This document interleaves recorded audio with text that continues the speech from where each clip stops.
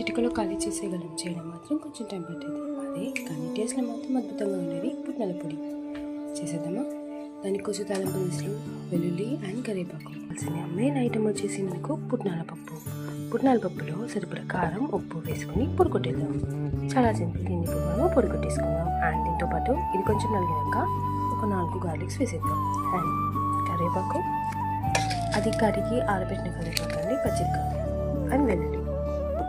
ఆవాలు వేసుకుని, పప్పు దినుసులు వేసుకుని, ఒక 2 వెల్లుల్లి కూడా వేసుకున్నామండి దంచింది.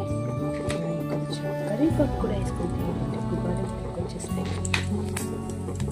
దీంట్లో కూడా పొడి వేరే చేసి పెట్టుకున్న పొడి ఇప్పుడు ఇందులో వేసి స్టవ్ ఆఫ్ చేసేసి కలిపిస్తే